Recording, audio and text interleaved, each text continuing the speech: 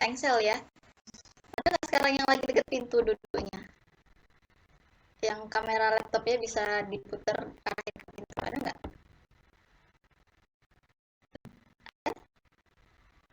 Ada Tuh, saya. Zikra. Nah ya, Zikra pas ada pintu tuh.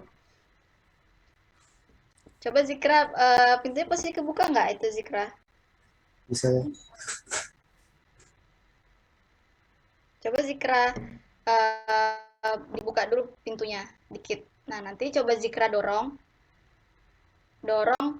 tarik ya itu, tarik atau posisi dorong aja lah biar kerasa. Kalau tarik kan energinya agak beda. Posisi buka aja Zikra, dibuka, pintunya dibuka, terus Zikra dorong antara dari ujung dekat gagang sama di tengah dengan gaya dorongan yang sama. Dibedakan nanti mana Zikra ini.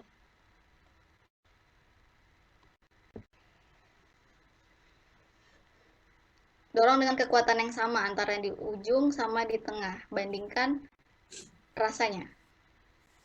Yang mana aja? Ya, Zikra dorong pertama dorong dari ujung dekat gagang. Terus nanti yang kedua dorong lagi tapi dari tengah. Tapi dengan kekuatan yang sama ya, jangan beda. Dikira-kira kekuatannya harus sama. Nah, itu dari ujung. Oke. Sekarang dari tengah.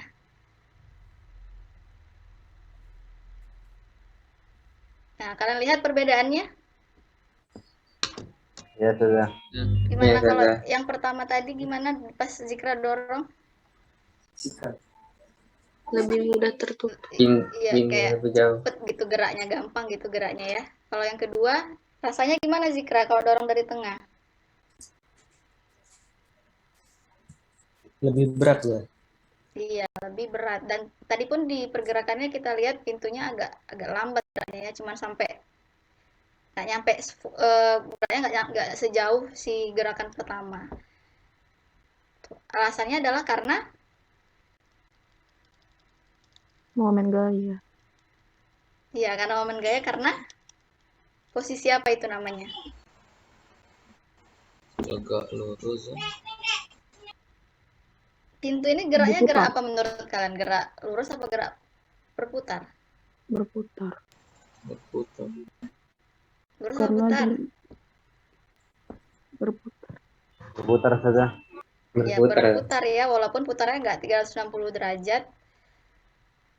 Itu tuh mutar. Kenapa dia bisa mutar? Karena ada ini. Ada apa? Ada engsel. Kalau pintu nggak ada engsel ya kita dorong dia jatuh ke bawah gitu ya. Jadi ada engsel supaya dia bisa mutar. Mutar pintu itu berapa derajat paling? 90 derajat paling ya. Tapi dia itu namanya geraknya gerak rotasi, gerak berputar. Sekarang kita lihat lagi nih beberapa gambar lain.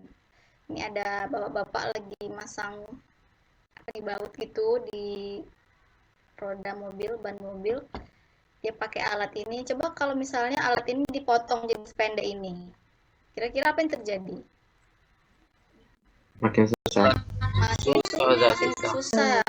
Makin susah buat digerakin itunya ya. Makanya ini didesain sedemikian rupa agak panjang supaya memudahkan dalam memutar. Itu juga ini nih contoh yang gambar yang di bawah, martil mau ngangkat paku. Kalau misalnya martilnya dipendekin, wah pasti bakal susah, nggak angkat-angkat, nggak kecabut-cabut pakunya ya. Karena dia semakin pendek. Kemudian lihat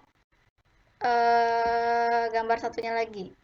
Ini misalnya kita kasih nama A, ini B, ini C. Ini sama-sama ada panjangnya sama ya, batang, cuman keadaannya beda. Di gambar A sama ada beban di ujung kirinya sama ada kayak batu gitu. Kemudian ujung kanan ini sama-sama didorong, ditekan atau didorong dengan gaya yang sama yaitu gaya F.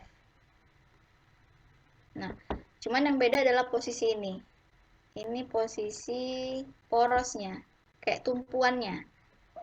Dari gambar A, B, dan C, kira-kira gambar yang mana yang paling memudahkan untuk ngangkat si batu? C. Yang C, karena Iya, paling jauh. Apanya yang paling jauh? Jarak antar siapa dan siapa? Gaya dan poros. Iya, antara gaya dan Gaya yang poros. Itu paling jauh. Sementara yang gambar B deket banget. Ya, jadi pasti keras itu ngangkat. Kalau yang A ini menengah lah ya, karena dia di tengah. Jadi yang paling mudah adalah gambar yang C. Nah, dari beberapa gambar tadi, apa yang bisa ditarik? Ada yang bisa mulai menyambung-nyambungkan nggak pembahasan kita nih, torsi? semakin jauh jarak gaya dengan poros maka itunya makin besar. Kalau makin dekat ya makin kecil. Iya, benar. Benar, Evrian. Jadi, itulah dia namanya torsi. Hubungannya cuma yang dibahas di torsi itu cuma dua. Gaya, ini si F ini, gaya yang kita kasih, sama jaraknya ke poros. Yang membuat dia berputar. Ini semua gerak mutar ya. Ini walaupun jungkat-jungkit ini geraknya muter kan? Kalau kita dorong sebelah sini, yang sebelah sini kan naiknya gini, muter. Itu ya. Ini adalah gerak rotasi. Sama tadi kayak Zikra dorong pintu. Zikra itu ngasih gaya dorong ke pintu. Antara di gagang sama di tengah yang membedakan adalah R-nya. Jaraknya kemana? Jaraknya ke engsel. Kalau di pintu, engsel lah di poros. Jadi torsi itu adalah gaya pada gerak rotasi yang menyebabkan benda itu berputar atau bergerak rotasi. Namanya torsi. Torsi itu adalah si penyebab benda bergerak memutar. Oke? Simbolnya adalah seperti ini, kayak T kecil dibaca tau. Coba dibaca apa? Tahu. Tau ya. Jadi bukan kayak tahu tapi tahu gitu ya, cepet antara A sama U-nya. Dibaca tau. Jadi torsi itu, tau itu adalah hasil kali dari dua ini aja, antara gaya yang dikasih sama jarak ke poros. Ya, F dikali R. F itu gaya, satuan Newton, R itu adalah jarak. Jarak gaya yang dikasih itu ke poros. Poros itu yang namanya gerak melingkar, gerak berputar pasti ada yang menjadi poros atau pusat putarannya.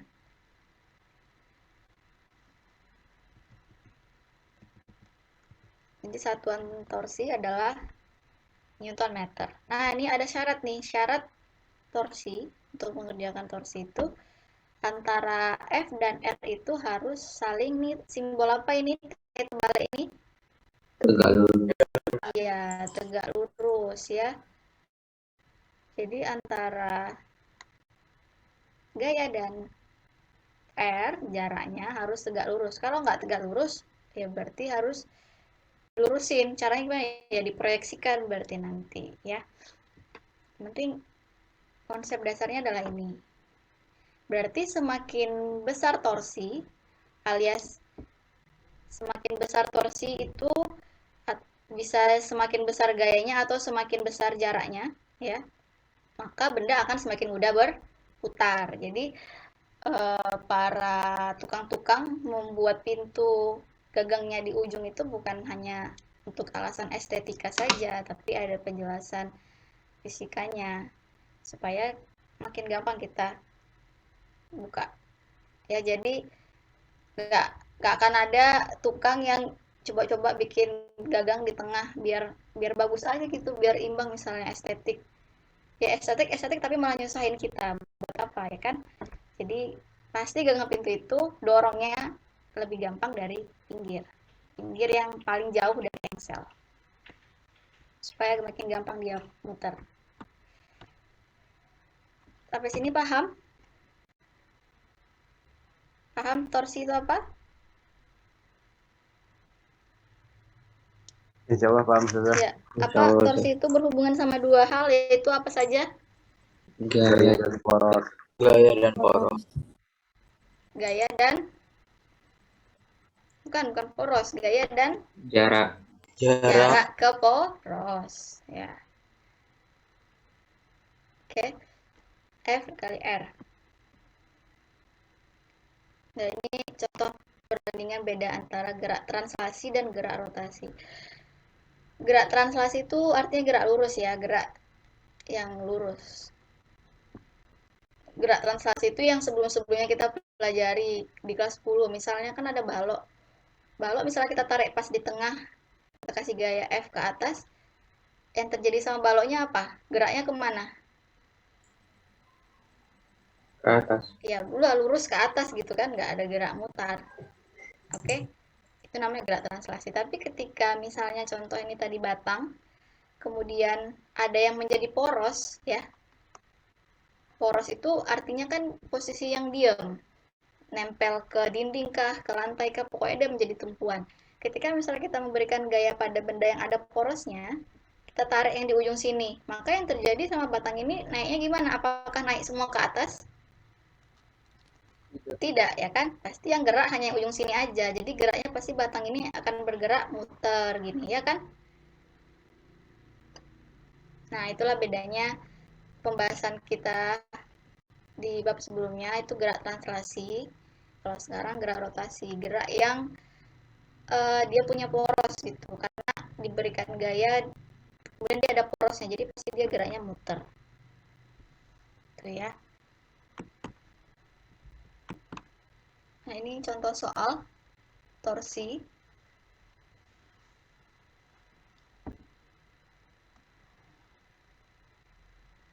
Oke, lihat dulu gambar batang ini. Ada batang panjangnya yang 5 meter, 5 meter berarti totalnya 10 meter.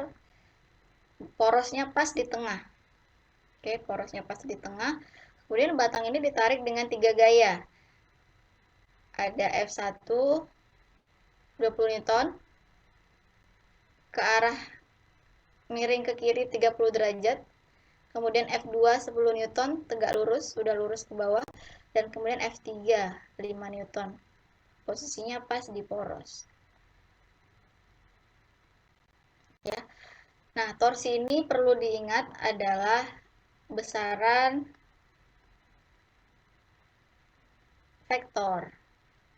Besaran vektor maka dia harus punya arah.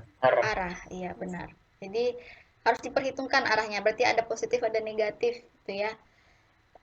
Besaran vektor karena torsi ini geraknya melingkar, mutar, berarti nggak ada kiri kanan atas bawah, ya kan?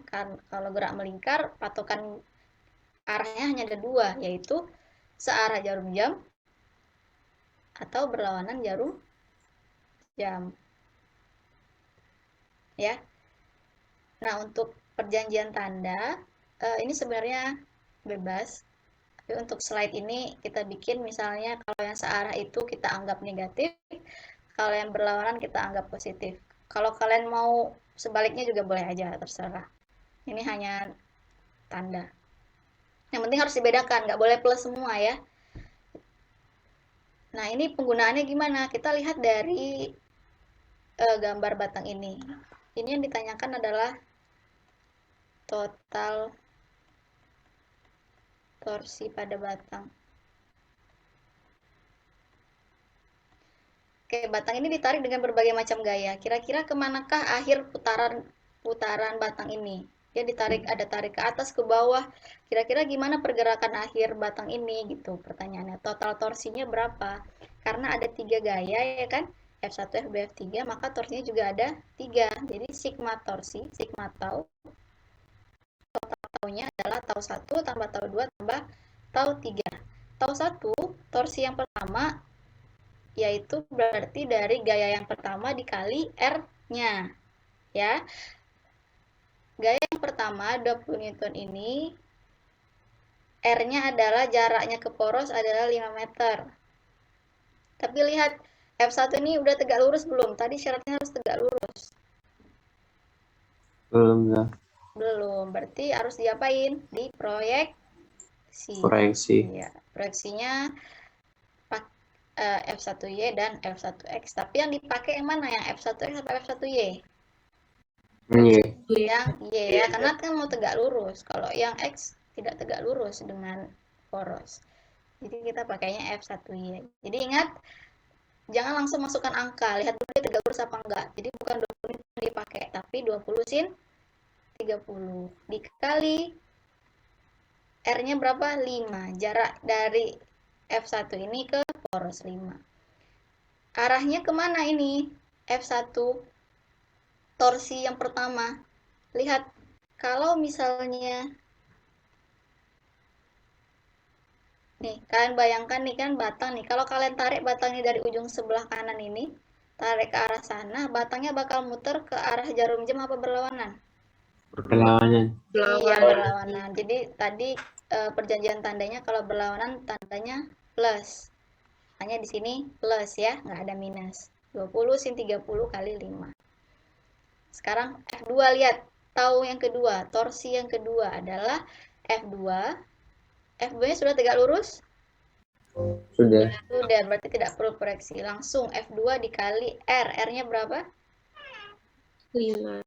5. 10 kali 5, 50. Terus lihat arahnya F2 ini.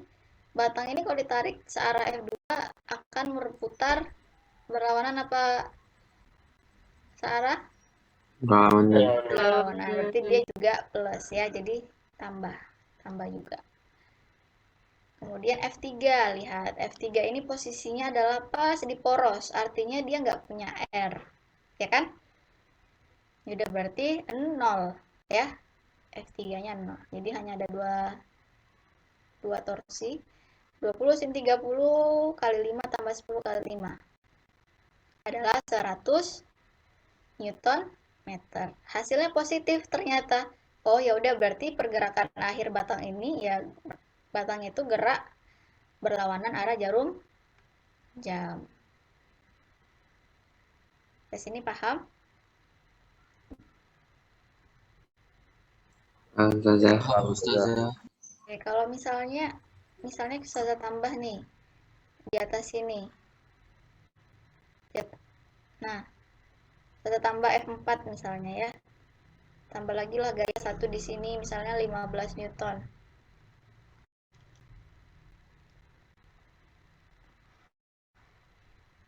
Kira-kira apa yang terjadi sama batang ini? Berarti ada tambahan torsi ke Berlawanan arah. torsi keempat ya, benar. Torsi keempat. Iya, torsi keempat. Torsi keempat, lihat. Sudah tegak lurus? Sudah. Sudah. Berarti Sudah. langsung tambah 15 kali tapi lihat dulu arahnya, jangan langsung gitu aja langsung ditinggal, langsung dikali-kali nggak lihat arah. Lihat arahnya. F4 ini kalau ditarik, batang ini kalau ditarik ke atas sesuai F4 ini mutarnya kemana? Ke arah jarum jam. Ke arah jarum jam. Ke arah jarum jam. Ya, kesepakatannya di sini tadi kalau searah negatif. T ini tambah minus 15 kali 5. Maka akhirnya jadi torsinya jadi berapa? 100 kurang 15 kali 5 berapa? 75. Sama dengan 25. 25. Kelihatan nggak 25? Kelihatan tuh. Arahnya kemana? Masih berlawanan. Iya, masih berlawanan karena masih positif ya. Artinya apa torsinya? Beda torsi dengan yang pertama tadi. Kalau yang pertama tuh berarti dia lumayan kenceng muternya, 100 Newton meter. Tapi kalau kita tambahin gaya ini ke atas lagi, agak lebih sulit dia muter. Udah mengecil torsinya cuma 25 Newton meter. Tapi tetap muternya tetap ke berlawanan jarum jam. Terus ini paham? Bisa nggak? Masih ada yang bingung nggak ya bayangin arah putarannya ini? Bayangin aja kalian narik sesuai gaya itu terus poros. Gimana bingung, Afrian? Coba aja ditarik. Bayangin ini ada poros. Berarti dia memutarnya terhadap tengah ini. Coba aja dibayangkan batang ini diputar, ditarik dari sesuai gambar gayanya.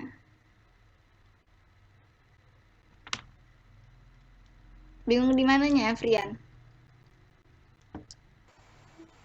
Arahnya tadi. Ada yang bisa menjelaskan nggak? Mungkin temannya yang paham? Coba. Coba Salma.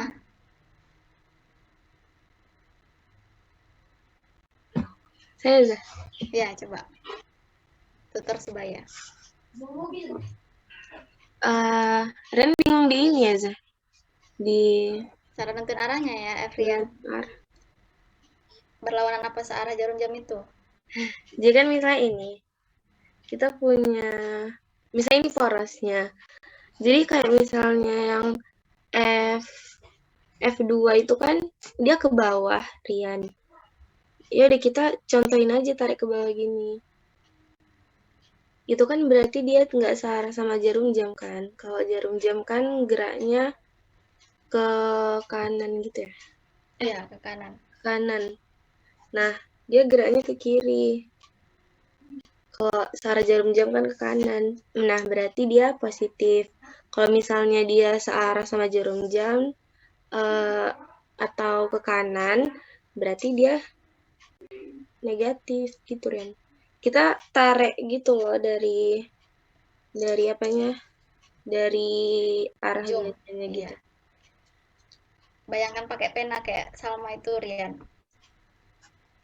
Coba dibayangin ditarik gitu, nanti muternya kemana? Iya gitu. Terima kasih Salma. Paham, Rian? Paham Zah. Ya, Syukron coba. Salma. Iya.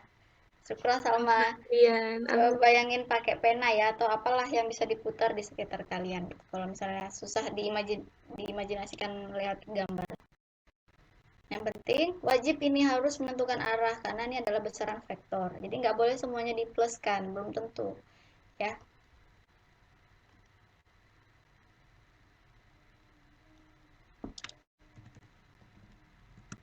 Ada pertanyaan lagi?